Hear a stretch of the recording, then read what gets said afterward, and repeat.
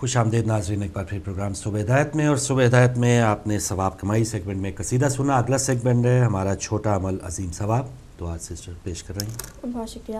سورہ یاسین کے فضائل، سورہ یاسین کو پڑھنے کے کتنے فضائل ہیں، کتنی فضیلت ہے سورہ یاسین کو پڑھنے کے، تو آج ہم ڈسکس کریں گے چھوٹا عمل عظیم ثواب میں سورہ یاسین کی فضیلت۔ جناب رسول کریم صلی اللہ علیہ وآلہ وسلم سے منقول ہے کہ جو شخص خدا کی خوشنودی کے لیے سورہ یاسین کو پڑھے تو خداوند عالم اس سے 12 مرتبہ ختم قرآن کا ثواب عطا فرمائے گا۔ اگر ایک دفعہ سورہ یاسین کو پڑھا جائے، سورہ یاسین کی تلاوت کی جائے دن میں 1 مرتبہ، تو خداوند عالم اسے 12 مرتبہ قرآن ختم کرنے کا ثواب عطا کرے گا۔ اور جس بیمار کے پاس پڑھی جائے، اگر کوئی بیمار ہے تو اس کے پاس پڑھی جائے تو اس کے ہر حرف کے بدلے میں 10 فرشتے اس کے سامنے دست بستہ کھڑے ہو کر اس کے لیے طالب مغفرت کرتے ہیں اور اس کی قبض روح کے وقت حاضر رہتے ہیں اور اس کے جنازے کے ساتھ ساتھ رہتے ہیں، اس پر نماز پڑھتے ہیں اور اس کے دفن کے وقت بھی حاضر رہتے ہیں۔ سورہ یاسین کو اگر آپ دن میں 1 مرتبہ پڑھیں تو اس کو خداوند عالم اس کو 12 مرتبہ قرآن ختم کرنے کا ثواب عطا کرے گا، اور اگر بیمار کے پاس کھڑی ہو کے پڑھی جائے تو اس میں شفا بھی ملے گی، اور اگر خدا نخواستہ کوئی کریٹیکل کنڈیشن ہے تو اس کے لیے اس کی قبض روح کے وقت بھی حاضر رہیں گے، اس کی جو ہے وہ جنازے کے ساتھ ساتھ رہیں گے۔ اور سورہ یاسین پڑھنے کا ایک اور ثواب بھی ہے، سورہ یاسین پڑھنے والے کو دنیا اور آخرت کی بھلائی عطا کرے گا اور دنیا کی بلا و تکلیف اور آخرت کا خوف دور کرے گا، اس سے ہر برائی کو دور اور ہر حاجت کو پورا کر دے گا۔ سورہ یاسین پڑھ کے اگر کوئی حاجت بھی طلب کرنی ہو تو وہ بھی کیجیے گا، ضرور پوری ہوگی، اور دکھ درد تکلیف وہ بھی دور ہوگی۔ سورہ یاسین کے پڑھنے والے کو 20 حج کے برابر ثواب ملے گا، اور اس کے سننے والے کے لیے 1000 نور، 1000 یقین، 1000 برکتیں ہوں گی۔ سورہ یاسین کو اگر ہفتے میں 1 دفعہ، 2 دن میں 1 دفعہ، 3 دن میں 1 دفعہ، نہیں تو شب جمعہ ضرور پڑھیں یا جمعہ کے دن ضرور پڑھیں، تو اس میں بہت سارے ثواب ہیں۔ 12 مرتبہ قرآن ختم کرنے کا ثواب ہے، آپ کو حج کے برابر ثواب ملے گا، آپ کے لیے 1000 نور، 1000 یقین، 1000 برکتیں ہوں گی۔ تو کوشش یہ ہو کہ دن میں 1 دفعہ پڑھا جائے تو زیادہ اچھی بات ہے۔ زیادہ بڑی سورہ نہیں ہے، چھوٹی سی سورہ ہے، لیکن اگر دن میں 1 دفعہ پڑھا جائے، دن میں 2 دفعہ، 3 دفعہ، جتنی دفعہ پڑھ سکتے ہیں۔ نہیں پڑھ سکتے تو دن میں 1 دفعہ ضرور پڑھیں، وہ بھی نہیں پڑھ سکتے تو شب جمعہ یا جمعہ کے دن ضرور پڑھیں۔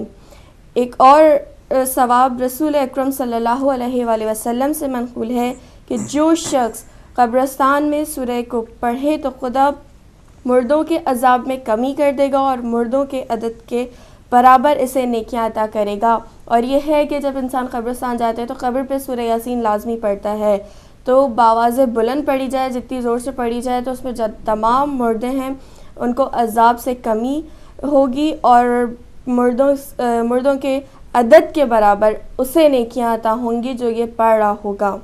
ایک اور جگہ حضرت امام جعفر صادق علیہ السلام سے منقول ہے کہ جو شخص سورہ یاسین کو دن میں پڑھے تو رات تک روزی دی جائے گی اور محفوظ رہے گا۔ جو شخص سورہ یاسین کو دن میں پڑھے تو رات تک روزی دی جائے گی اور محفوظ رہے گا، اور جو شخص رات کو سونے سے پہلے پڑھے تو خداوند عالم اس پر فرشتے مقرر کرے گا اور اس کو شیطان مردود کے شر سے بچائے گا اور تمام آفتوں سے بچائے گا، اور اگر وہ اسی دن مر جائے تو خداوند عالم اسے بہشت میں داخل فرمائے گا۔ سبحان اللہ، بہت ہی خوبصورت مولا کے قول ہے کہ اگر سورہ یاسین کو پڑھا جائے تو بہت سارے فضائل ہیں اس کے۔ 12 مرتبہ قرآن ختم کرنے کا ثواب ہے، حج کے برابر ثواب ہے، سونے سے پہلے پڑھا جائے تو شیطان مردود کے شر سے محفوظ رہے گا، مر بھی جائے تو بہشت میں داخل فرمائے گا، دن میں پڑھی جائے تو روزی میں برکت ہوگی، روزی کے لیے بھی ہوتی ہے، اور محفوظ رہے گا تمام دنیاوی شر سے۔ تو یہ تھی ہمارا چھوٹا عمل عظیم ثواب۔ پڑھتے ہیں فاروق بھائی کی طرف اور سنتے ہیں آج کی نیو خبریں۔ جی بہت شکریہ سسٹر۔ اور ناظرین، تازہ ترین خبروں میں سب سے پہلے شیعہ کلنگ سے متعلق اور کچھ ایسی عدالتی خبریں جو کلرز کو چھوڑنے کے لیے بہت ہی وہ عدالتیں کام کر رہی ہیں، جو جس طرح پہلے اور پچھلے 5 سال چودھری افتخار صاحب کے گزرے ہیں، ان دنوں جو عدالتیں ہیں وہ بھی کچھ اسی قسم کا کام کرنے سے کترا نہیں رہی ہیں۔ ملک اسحاق جو بدنام زمانہ ایک قاتل ہیں اور 100 سے زیادہ قتل کا اعتراف وہ خود کر چکے ہیں، 3 مقدمات میں آج راولپنڈی کی عدالت نے انہیں بری کیا ہے۔ اس سے پہلے ان کی ضمانت بھی کی گئی اور آج مزید 3 مقدمات میں انہیں باعزت بری کیا گیا ہے۔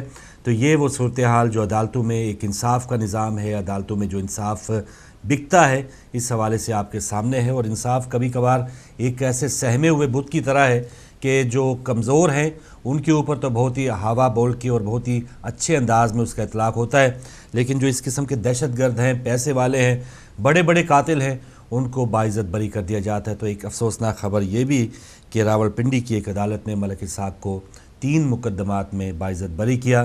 تو مجھے یاد آ رہا ہے راولپنڈی میں وہ بے گناہ افراد بھی جو پچھلے 10 محرم کو سانحہ راولپنڈی کے دوران راجہ بازار میں جن کو گرفتار کیا گیا، 76 میں سے 70 لوگ ابھی بھی قید میں ہیں اور ان کی اول تو سنوائی ہی، ان کی ہیرنگ ہی نہیں ہوتی اور تاریخ پہ تاریخ دے دی جاتی ہے۔ تو یہ ایک بالکل ون سائیڈڈ سا ایک معاملہ ہے اور وہ بالکل حق بجانب ہیں علامہ امین شہیدی صاحب اور راجہ ناصر عباس صاحب کی۔ اس وقت جو پنجاب کی خاص طور پہ حکومت ہے وہ اس وقت کے ابن زیاد کی حکومت کے بالکل مترادف ہے اور اس کے وہی کام ہے شیعہ نسل کشی کے حوالے سے، اور شیعہ جو بھی کلنگ جاری ہے اس میں پوری پشپناہی حاصل ہوتی ہے۔ اور وہاں کے جو وزیر قانون ہیں رانا ثناء اللہ، ان کی تو آپ نے پہلے سے ہی جو وابستگی گیا ہیں، اور جو وزیر اعلیٰ صاحب ہیں شہباز شریف صاحب، ان کی بھی جو وابستگیاں ہیں وہ کسی سے ڈھکی چھپی نہیں ہیں۔ تو یہ ایک عدالت سے ظاہر ہے اوپر سے فون آئے کسی بھی جج کو، یا جج کو خود پتہ ہو کہ میری عدالت میں آ کے کوئی بھی فائرنگ کر کے مجھے تہس نہس کر سکتا ہے، اور کوئی بھی ایک باہمت اور جرت والا اگر کوئی جج ہوتا بھی ہے جس نے لال مسجد والا جو بھی ایک سانحہ اور اس میں کچھ ایسے دہشت گردوں کو باعزت بری کرنے کے حوالے سے کچھ اقدامات کرنے سے تھوڑی سی آگے ہرڈل بنتا ہے، تو عوان صاحب جیسے پچھلی بار اسلام آباد کے چہری میں ان کو قتل کر دیا گیا انہی کے چیمبر میں جا کے، تو ایسے لوگ باہمت لوگ، ان کی حفاظت بھی اس حکومت کا کام ہے، اور لیکن اگر ان کی حفاظت نہیں ہوگی تو پھر ظاہر ان کو اپنی جان کی پرواہ ہوگی اور کہیں نہ کہیں سے فون آئے گا تو تب یہ اقدامات ہو سکتے ہیں۔ اور دوسری طرف سیدھا ان کی وابستگیاں ہوں گی تو پھر تو ان کو کسی کے فون کی بھی ضرورت نہیں ہے۔ تو ملک اسحاق ایک بار پھر اس پاکستان کی اس موجودہ حکومت کی بہت ہی آزادانہ اور ایک دشمنوں کے ساتھ جو ان کی دوستی ہے اور دہشت گردوں کے ساتھ جو ان کی ہمدردیاں ہیں، چاہے طالبان کے ساتھ مذاکرات کی صورت میں نظر آ رہی ہوں یا چاہے عدالتوں کے اس قسم کے جو فیصلے ہیں اس میں نظر آ رہی ہوں، تو بالکل واضح ہے ہماری عدالتیں اور ہماری حکومت جو ہے وہ بالکل دہشت گردوں کی پشپناہی، ایسا لگتا ہے کہ وہ پاکستان کی جو بھوکی ننگی اور جو مظلوم عوام ہے اس کے ساتھ نہیں، جو دہشت گرد ہیں، چند مٹھی بھر دہشت گرد ہیں، ان کے ساتھ ہے۔ تو یہ ایک افسوسناک خبر تھی آج راولپنڈی سے۔ سریا گلی کراچی میں فائرنگ ہوئی اور اس میں سکندر رضا اور خاور رضا اطلاعات ہیں کہ وہ زخمی ہوئے ہیں۔ دعا ہے کہ اللہ تعالیٰ انہیں جلد صحتیابی عطا فرمائے، اور زخمی اور اس کے بعد جو اس قسم کے اقدامات، اس قسم کی جو ٹارگٹ کلنگز ہیں، اس سے پہلے شہید حماد رضا نقوی اور صبی عباس زیدی کی نماز جنازہ اس وقت کراچی میں ادا کی جا رہی ہوگی۔ نماز ظہرین کے بعد اس کا ٹائم تھا، تو اس وقت شہید حماد رضا نقوی اور صبی عباس زیدی کی نماز جنازہ ادا کی جا رہی ہے کراچی میں، اور جن کو کچھ دن پہلے ٹارگٹ کلرز نے شہید کر دیا تھا۔ جرم وہی چلتا آ رہا ہے کہ یہ شیعہ ہیں اور اپنے مسلک کے مطابق، اپنے عقیدے کے مطابق یہ زندگی گزارنا چاہتے ہیں، لیکن وہاں پر کوئی بھی اس قسم کی آزادی دینے کو تیار نہیں ہے۔ اگر آپ کی یہ زبان ایک دوسرے کے ساتھ نہیں ملتی، یا کوئی آپ کی رنگ، نسل، آپ کی قوم نہیں ملتی، آپ کا فرقہ، آپ کا عقیدہ نہیں ملتا، تو ایک دوسرے کو مارنا بالکل ایک ایسا ہی ہے کہ آزادی ہے، بالکل کوئی اس کی روک تھام کرنے والا نہیں ہے۔ اور ایسے مجرموں کو اگر پکڑنے کی بات بھی کی جاتی ہے، بہت بڑے بڑے جو سانحات ہوئے ہیں، ایون سندھ ہائی کورٹ کے جو جسٹس تھے اس وقت، جو چیف جسٹس ہیں جسٹس باقر صاحب، ان پر بھی قاتلانہ حملہ ہوا، اس کے بھی مجرم پکڑے گئے۔ جب ان کو بھی سزا نہیں ملے گی تو پھر جو نیچے جو قتل ہو رہے ہیں، جو شہادتیں ہو رہی ہیں، ان کے قاتلوں کو کون پکڑے گا؟ پکڑا ضرور جاتا ہے، منہ پہ غلاف چڑھے ہوتے ہیں، کن لوگوں کو پکڑا ہے، اسلحے کے ڈھیر لگے ہوں گے، لیکن اگر یہ روزانہ اگر ایسے لوگوں کو پکڑ کے دکھایا جاتا ہے ٹی وی پہ، تو پھر تو کراچی کا امن کب سے ہی بحال ہو چکا ہوتا ہے۔ 1-2 سال پہلے جو ہم اتنے سینکڑوں لوگوں کو دیکھ چکے ہوں گے، آپ بھی ٹی وی اسکرینوں پر دیکھ چکے ہیں کہ 10 پکڑے گئے ہیں، 12 پکڑے گئے ہیں، 20 پکڑے گئے ہیں، تو امن و امان جو ہے ویسے کے ویسے ہی، بلکہ اس سے بھی حالت خراب ہی ہوئی ہے۔ لیکن ایک طرف یہ پولیس کا یہ کہنا ہوتا ہے کہ ہم پکڑتے تو ضرور ہیں، آگے سزا دینا عدالتوں کا کام ہے، تو ضمانتیں کون دے دیتا ہے، اس کی وجہ عدالتوں کی بھی ناقص کارکردگی ہے، جیسے ملک اسحاق کی میں نے خبر آپ کو سنائی، اور دوسری طرف پولیس کی بھی پروسیکیوشن ہے، اس کی ایف آئی آر میں بھی کچھ ایسے بہت ہی ڈھیلے کام یا اس قسم کی ایسی تحریر ہوتی ہے اس ایف آئی آر میں کہ آگے چل کے وکیل کے لیے ان بڑے بڑے دہشت گردوں کو بچوانا کوئی اتنا مشکل کام نہیں ہوتا. تو پروسیکیوشن بھی حکومت کی طرف سے، پولیس کی طرف سے بہت ڈھیلی ہوتی ہے، ایک وجہ یہ بھی ہے، اور دوسری طرف پھر ججز جو ہیں وہ بھی اپنا کام صحیح طور پہ سر انجام نہیں دے رہے ہوتے. تو بہت سی ایسی وجوہات ہیں کہ جس کی وجہ سے دہشت گرد وہ بالکل دندناتے پھر رہے ہیں. اور روزانہ کی خبریں ہیں، آج کل رات سریا گلی میں 2 جو افراد ہیں وہ زخمی ہوئے، اس سے پہلے 2 افراد شہید ہوئے، اور یہ ایک لمبی لسٹ ہے. اگر لسٹ گنوانے بیٹھ جائیں تو شاید یہ ہمارے پروگرام کا ٹائم ختم ہو جائے، وہ لسٹ بہت لمبی ہوگی. لیکن یہاں پر جو ہم کلنگ کا نشانہ بننے والے ہیں وہ افراد ہیں، اپنا احتجاج بلند کرنے والے وہ افراد ہیں، اور دوسری طرف حکومت کے وہ افراد ہیں. تو ایک مطالبہ ہمارا ہمیشہ سے رہا ہے کہ جب تک ایک زبان ہو کے ایک پلیٹ فارم پہ تمام شیعہ کمیونٹی، تمام شیعہ سیاسی مذہبی جماعتیں ایک پلیٹ فارم پہ آ کے احتجاج نہیں کریں گی تو شاید حکومت ان تک یہ واضح پیغام نہیں جائے گا. اب دیکھیں کہ 2-4 لاکھ افراد جو ہیں وہ جمع کر لے، تحریک انصاف کر لے، اگر طاہر القادری صاحب کے اگر کچھ لوگ جمع ہو جائے، اکٹھے ہو جائیں، تو وہ حکومت کے لیے تھوڑا سا ٹف ٹائم کا باعث بن جاتے ہیں. تو کیا وجہ ہے کہ 4-5 کروڑ افراد میں سے کیا ہم 3-4 لاکھ افراد بھی جمع نہیں کر سکتے؟ تو اتنی زیادہ ہماری مذہبی جماعتیں، اتنی زیادہ ہماری سیاسی تنظیمیں ہیں، لیکن کوشش یہی ہونی چاہیے کہ آپس میں متحد ہو کے کم سے کم کلنگ کے معاملے میں اگر ہم ایک ہو جائیں تو شاید حکومت تک یہ آواز، یہ پیغام واضح طور پہ پہنچ جائے. ورنہ اگر ایک جماعت کراچی میں احتجاج کر رہی ہے، ایک جماعت نے اسکردو میں احتجاج کر لیا، ایک نے کوئٹہ میں کر لیا، اپنے اپنے علاقوں میں اگر انہوں نے 1000-2000 یا ایون چلے 10,000 لوگوں کو بھی اکٹھا کر لیا، تو اس کا مطلب ہے کہ جب حکومت کو ہی یہ واضح پیغام جاتا ہے کہ یہ آپس میں اکٹھے نہیں ہیں، ان کا مشن، ان کا جو کاز ہے، یہ آپس میں کچھ اتحاد کی یا اتفاق کی بہت کمی ہے، تو پھر وہ ہمارا کیا جو ہے وہ اس حوالے سے کچھ پرسان حال کریں گے. کوشش یہی ہونی چاہیے. ہمارا مطالبہ یہاں سے یہی ہوتا رہے گا، جب بھی کلنگ کی یا جب بھی کوئی ایسے گولی کی خبر ملے گی، ہم اپنے رہنماؤں سے یہ مطالبہ کرتے رہیں گے کہ جب تک کہ وہ خود اکٹھے نہیں ہو جاتے اور ایک دن یہیں پر ہم ویڈیو نہیں چلاتے کہ لیجئے اب دھرنا یا اجلاس یا جلوس جو بھی ہے وہ اب اس کا اہتمام ہو چکا ہے اور تمام شیعہ تنظیموں کے رہنما اکابرین وہ اس میں اکٹھے ہیں.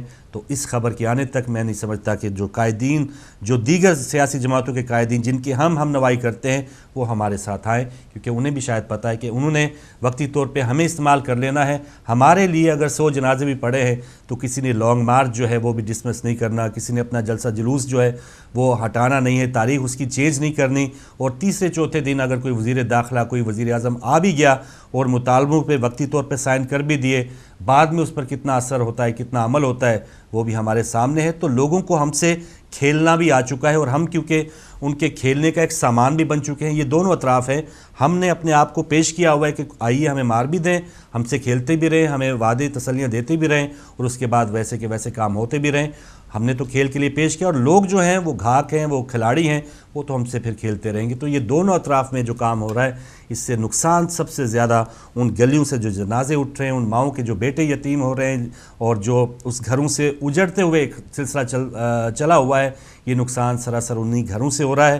اور اس بچے سے پوچھیں کہ جس کے والد کو شہید کر دیا گیا ہے، اس بیوی سے پوچھیں جو بیوہ ہو گئی ہے، یا اس ماں سے پوچھیں اس جوان اولاد کا جو غم ہے وہ کس طرح سے برداشت کر رہی ہے. تو یہ جو ہم جو دھرنے دینے والے ہیں، جو ہم سیاست کرنے والے ہیں اور ایون جو جنازے بھی ہم پڑھنے والے ہیں، ہمیں وہ دکھ محسوس نہیں ہو سکتا جو اس ماں کو دکھ ہوگا یا اس والد کو دکھ ہوگا یا اس بیوی کو دکھ ہوگا جس کا جوان جو سہاگ ہے وہ منو جو مٹی ہے اس کے تلے دب گیا ہے. تو یہ دکھ محسوس کرنے کے لیے بھی شاید کوئی کیا ہمیں کرنا ہے شاید اللہ ہی بہتر جانتا ہے، لیکن ہم اپنے تئیں اپنی آواز بلند کرتے رہیں گے.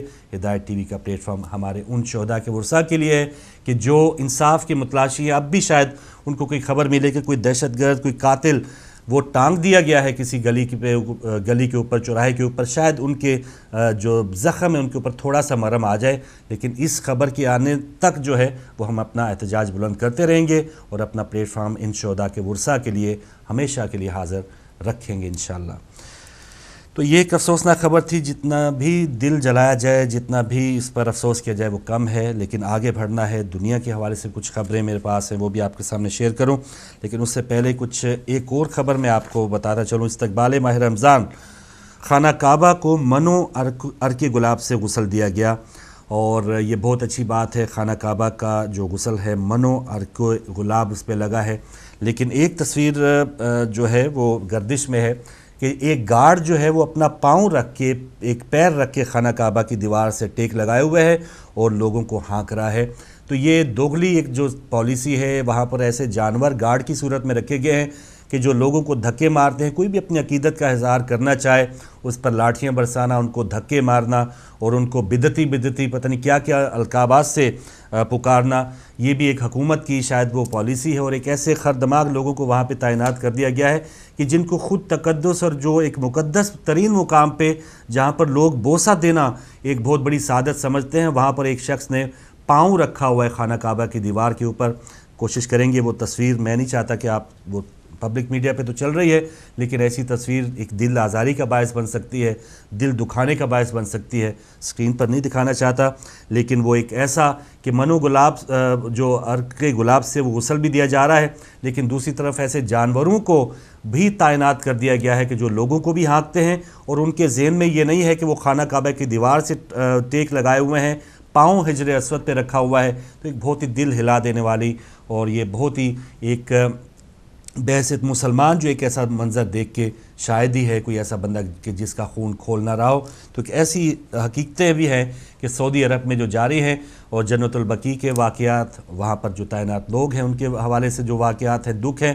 کل ایک شیعہ مومن کو پھانسی کے حوالے سے ایک اطلاعات یہ بھی آئی تھی سعودی عرب میں کہ انہوں نے اس حکومت کے خلاف جلوس نکالا یا اس حکومت کے خلاف آواز بلند کی، تو اس وہاں کی جو مقامی عدالت ہے اس نے اسے سزائے موت کا حقدار جانا اور اس کو سزائے موت دے دی گئی.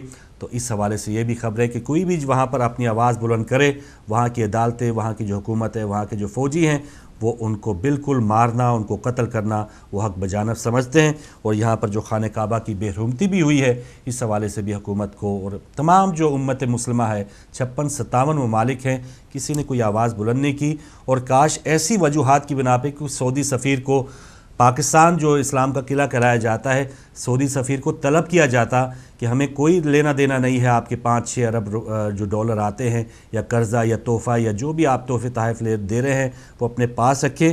لیکن جس کی وجہ سے ہم آپ کی بھی عزت کرتے ہیں، آپ اس خانہ خدا کی عزت کرنے سے قاصر ہیں، تو پھر آپ کا اور ہمارا کوئی تعلق نہیں. تو ایسے جیسچر چلے، ہمیں تو بہت زیادہ ہم مقروض ہیں. کوئی بھی اور ملک جو ہے وہ اس حوالے سے کوئی ایسا جیسچر دکھانے میں کوئی ہمیں نظر نہیں آتا. توہین رسالت ہو جائے، جنت البقیع کا وہ دن ہو، 8 شوال کا ہو، کبھی بھی ہم نے یہ نہیں سنا کہ سعودی سفیر کو طلب کیا گیا ہے اور احتجاج ریکارڈ کروایا گیا ہے. ان 56-57 اسلامی ممالک کی جو ایک گراوٹ ہے یا ایک جو تنزلی ہے مسلمانوں کی، شاید یہی ہے کہ ہم نے اپنے مقدسات کی ہی حفاظت نہیں کی. اس کا ہی جو ایک مقدس ایک مقام ہے، یا جو اس کا ایک ہمارا ایک طریقہ کار ہونا چاہیے اس کی عبادت گاہ کی حفاظت کرنے کا، وہی اگر ہم نے بھلا دیا اور ایسے لوگوں کو اس کے حوالے کر دیا کہ جو خود اس انداز سے، ان کے ذہن میں یہ سوچ اور سمجھ ہی نہیں ہے کہ وہ کس انداز میں اور کہاں کھڑے ہیں، تو پھر شاید یہ تنزلی اور یہ جو گراوٹ ہے مسلمانوں کی، اس کے ہم بالکل حقیقی طور پہ حقدار ہیں. جو اس وقت مسلمانوں کا حال ہے، جب خانہ کعبہ میں ایسا بندہ تعینات ہوگا تو کیا خدا دیکھ نہیں رہا؟ جب جنت البقیع کا حالت یہ ہوگی تو کیا سیدہ فاطمہ سلام اللہ علیہا اس سارے مسلمانوں سے خوش ہوں گی؟ تو ایک بہت بڑے سوالات ہیں جو ہمارے بڑے بڑے اکابرین ہیں، جو بڑی بڑی قیادتیں ہیں، جو ایک دوسرے کو ملتے ہیں سربراہان مملکت بن کے، ان کو ضرور سوچنا ہوگا اور عام عوام کو بھی سوچنا ہے. جواب سب نے دینا، حکمران جو بھی ہے اس نے بھی جواب دینا ہے، جو بڑی کرسی پہ بیٹھا اس نے بھی جواب دینا ہے، جو ٹوٹی ہوئی چارپائی پہ بیٹھا جواب اس نے بھی دینا ہے، اس نے بھی اسی قبر میں جانا ہے. تو کون کس حوالے سے محبت کر رہا ہے اہل بیت علیہ السلام سے اور ان مقدسات سے، سب نے اپنا اپنا جواب دینا ہے. اللہ سے یہی دعا ہے کہ ہمیں اس قسم کے جوابات دینے کی تیاری جو ہے وہ یہاں پر دنیا میں کرنے کی توفیق عطا فرمائے. تو یہ خانہ کعبہ کی خبر تھی. بلوچستان کی ایک خبر میں آپ کو دوں کہ بلوچستان میں بلدیاتی انتخابات کا دوسرا مرحلہ آج جاری ہے. داد دینی چاہیے، مبارکباد دینی چاہیے ڈاکٹر عبدالمالک صاحب کو کہ 3 صوبے جو ہیں وہ کترا رہے ہیں، ہچکچا رہے ہیں کہ بلدیاتی انتخابات اگر کروا دیے گئے تو پھر ظاہر ہے ایم پی ایس کا جو فنڈ ہے یا ایم این ایز کا جو فنڈ ہے یا اوپر تک جو مال جاتا ہے اس کی ہم بندر باٹ کیسے کریں گے. لیکن بلدیاتی انتخابات بلوچستان میں اس کا دوسرا مرحلہ ہے، اور بلوچستان بھی وہ علاقہ نہیں کہ پرامن علاقہ ہے، وہاں پر بھی دہشت گردی کے واقعات ہوتے رہے ہیں، لیکن وہاں پر بلدیاتی انتخابات کا چلیں پروسیس ہو رہا ہے، یہ ایک اچھی بات ہے. اور دوسرے صوبوں کو جو ٹال مٹول اور ٹائم پہ ٹائم دیا جا رہا ہے، ایون سپریم کورٹ کی طرف سے اب نومبر تک کا ٹائم ہے، تو کاش یہ اب نومبر تک ہی ٹائم رہے، اس سے مزید آگے ٹائم نہ دیا جائے. کبھی لسٹوں کے نام پہ ٹائم دے دیا جاتا ہے، کبھی جو ہے جی نادرا کے وہ شناختی کارڈ، اور کبھی جو ووٹنگ لسٹیں ہیں وہ نہیں بن رہی. تو اس قسم کی جو ایک ٹائم گین کرنے کی پالیسی ہے اس حکومت کی بھی، اور یہ کہتے ہیں کہ ہم نے بہت بڑا کام کیا کہ ہم جمہوریت کے چیمپئن ہیں. جمہوریت وہی ہے کہ جو گراس روٹ لیول تک آپ عام عوام تک یہ پہنچے. یہ جمہوریت نہیں ہے کہ اوپر تک جو عام کچھ لوگ ہیں M N A M P S وہاں تک خزانوں کی چابیاں ان کو دے دی جائیں اور عام جو بیچارہ بندہ ہے وہ رول رہا ہو. ڈاکٹر عبدالمالک صاحب بلکہ اس حوالے سے مبارکباد کے مستحق ہیں.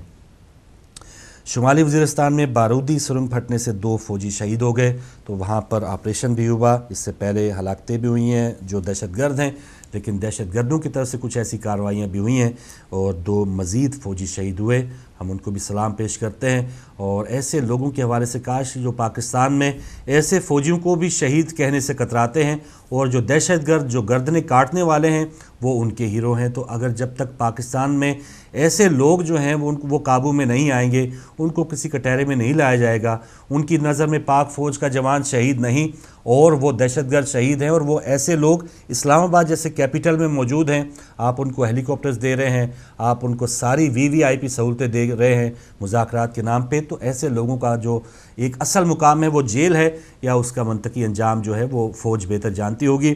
لیکن ایسے لوگوں کو ہم نے کس انداز سے اس ڈرائیونگ سیٹ سے ہٹانا. یہ لوگ اسمبلیوں تک پہنچ چکے ہیں، یہ لوگ ایوانوں تک پہنچ چکے ہیں، یہ لوگ عدالتوں تک پہنچ چکے ہیں. اسی وجہ سے تو ملک اسحاق جیسے لوگ جو ہیں وہ بالکل آزادانہ گھوم پھر رہے ہیں. یہ بہت افسوسناک خبر تھی.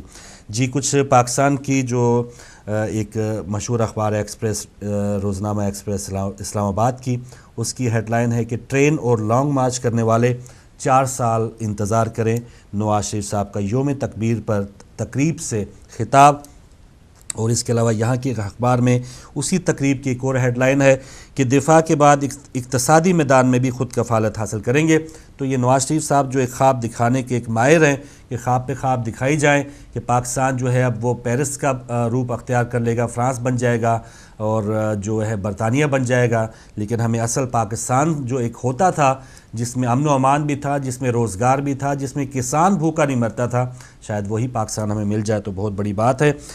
پاکستانی مشیر خارجہ سرتاج عزیز نے کہا کہ دورہ بھارت کے نتائج توقعات سے بہتر نکلے ہیں، جبکہ سشما سوراج جو ابھی وزیر خارجہ بنی ہیں ان کا یہ کہنا ہے کہ دھماکوں کی گونج میں پاکستان کے ساتھ امن مذاکرات نہیں ہو سکتے. پڑوسیوں سے اچھے تعلقات ترجیح ہے، لیکن سرحد پار سے دہشت گردی بند ہونی چاہیے. نریندر مودی نے بھی اس نواز شریف کے سامنے مسئلہ اٹھایا. تو یہ بہت اچھا ایک سلسلہ کہ نواز شریف صاحب نے، بلکہ پہلی ایک چال چلی گئی، نریندر مودی صاحب کی طرف سے دعوت نامہ دے دیا گیا. نواز شریف صاحب نے کہا چلیے اس چال کو تھوڑا سا فلاپ کرتے ہیں، چلے جاتے ہیں، کوئی مسئلہ نہیں، ادھر بریانی شریانی کھا کے واپس آ جائیں گے، ادھر ایک بہت سیر سپاٹا کریں گے اور تقریب حل برداری میں شرکت کر کے کون سا کوئی اتنے اہم ایشوز پر بات ہوگی. لیکن مودی صاحب نے دوبارہ چال چلی اور اہم ترین جو ایشوز ہیں وہ اس پہلی ہی ملاقات میں وہ کہتے ہیں کہ وہ چارج شیٹ جو ہے وہی تھما دی ہے. اب ہمارے مشیر خارجہ، ہمارے وزیر اعظم وہ کہتے پھر رہے ہیں کہ نہیں اب یہ دورہ بہت کامیاب ہے. اور پاکستان کے وزیر اعظم نے بھی یہ کہا کہ وہ 99 سے جو مذاکرات جو اعلان لاہور سے ٹوٹے تھے وہیں سے ہم شروع کریں گے، تو اس میں سارا آ جاتا ہے.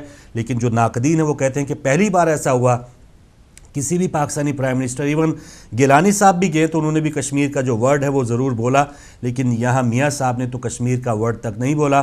اور وہ جو اقتصادی اور جو کچھ تجارتی طور پہ جو آپس میں جو معاملات کو تیز کرنے یا شدت یا اس کے حوالے سے مضبوطی لانا چاہتے ہیں ان کا فوکس اسی طرف تھا.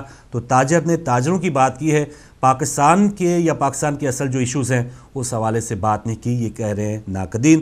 تو یہ اب دیکھتے ہیں کہ اس پہلے دورے سے ہی جو ایک صحیح ایک تصویر نظر آ گئی جو انڈین حکومت اس وقت آئی ہے، تو آگے چل کے جو UNO کے جو ٹیبل پہ مذاکرات ہوں گے یا وہاں کے جو سائیڈ لائن پہ جو مذاکرات ہوتے ہیں جو سربراہان کے، اس میں کیا نتائج نکلتے ہیں یہ آنے والا وقت بتائے گا۔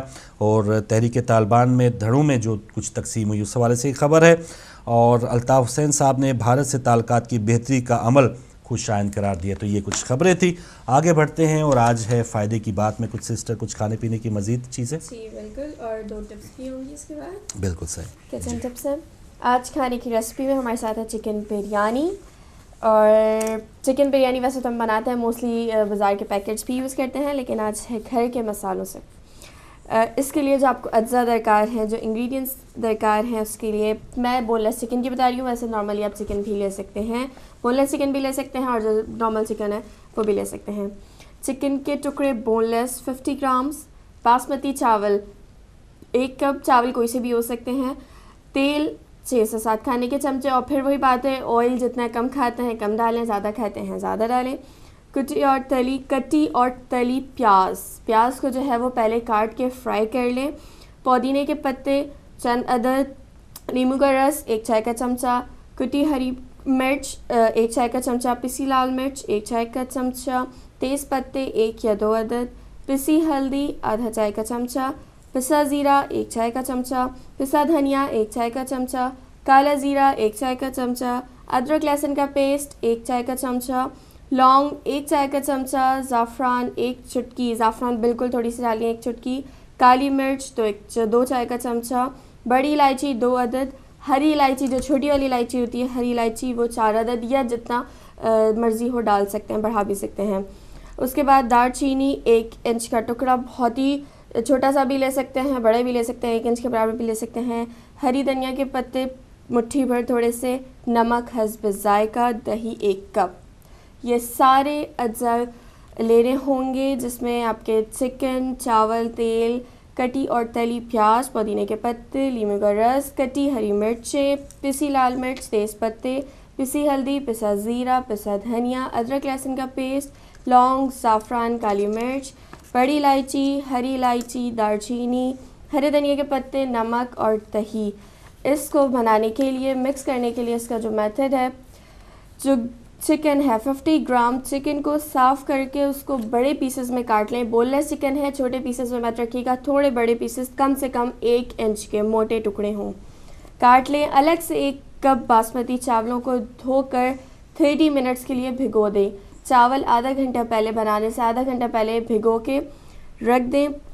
1 پیالے میں چکن کے ٹکڑے، 2 عدد کٹی ہری مرچ، چند عدد پودینے کے پتے، 1 کھانے کا چمچہ ادرک لہسن کا پیسٹ، 1 چائے کا چمچہ لیموں کا رس اور مٹھی بھر ہرا دھنیا کے پتے، 2 چائے کا چمچہ کالی مرچ، 1 چائے کا چمچہ کالا زیرہ، 1 چائے کا چمچہ پسی لال مرچ اور آدھا چائے کا چمچہ پسی ہلدی، 1 چائے کا چمچہ پسا زیرہ، 1 چائے کا چمچہ پسا، جتنے ہم نے اجزاء لیے تھے ان سب کو مکس کرنا ہے، اور اس میں حسب ذائقہ نمک، 1 سے 2 عدد تیز پتے، جاوتری کے چند ٹکڑے، 1 انچ کا ٹکڑا دار چینی کا، 1 چائے کا چمچہ لونگ کا، 2 عدد بڑی الائچی۔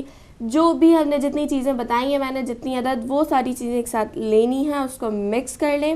مکس کرنے کے بعد اس میں 2 کھانے کے چمچے تیل اور 1 عدد کٹی اور فرائی کی ہوئی پیاز، اور 2 کھانے کے چمچے تیل، 1 عدد کٹی اور فرائی کی ہوئی پیاز کو لے لیں۔ اس میں 1 کپ دہی بھی شامل کر دیں۔ جتنی چیزیں میں نے بتائی ہیں، جتنی چیزیں لینے کے لیے، اس میں تیل جو ہے، پیاز، پودینہ، لیموں، کٹی ہری مرچ، پسی لال مرچ، تیز پتے، ہلدی، زیرہ، دھنیا، ادرک لہسن کا پیسٹ، لونگ، زعفران، کالی مرچ، بڑی الائچی، ہری الائچی، دار چینی، ہرا دھنیا، نمک، دہی، ان سب چیزوں کو لے کے مکس کر لینا ہے، بہت اچھی طریقے سے مکس کر لیں۔ اب ایک برتن میں پانی، چاول کو جو ہے وہ ابال لیں، بوائل کر لیں، لیکن چاول کو پوری طریقے سے بوائل نہیں کرنا، آدھے پکے آدھے کچے بوائل کرنے ہیں، کیونکہ بعد میں دم پہ جائیں گے تو اس پہ بھی یہ پوری طریقے سے ہو جاتے ہیں۔ اس میں 2 سے 3 کھانے کے چمچے تیل، 1 چائے کا چمچہ نمک اور بھیگے ہوئے چاول کو شامل کریں۔ پانی میں تھوڑا سا آئل ڈال لیں، اور بہت سے لوگ اس میں گرم مسالہ بھی ڈالتے ہیں تو گرم مسالہ بھی ڈال سکتے ہیں. تھوڑا سا نمک ڈال کے بوائل کر لیں اگر نمک مسالے میں کم ہے، ورنہ برابر کا ہوگا تو تیز بھی ہو سکتا ہے. تھوڑا سا ہلکا اوپر رکھنا ہے. اس کے بعد بوائل کر لیں، پھر چاولوں کو چھان لیں. جب بوائل ہو جائے چاول تو اس کا پانی الگ کر لیں، چھان لیں.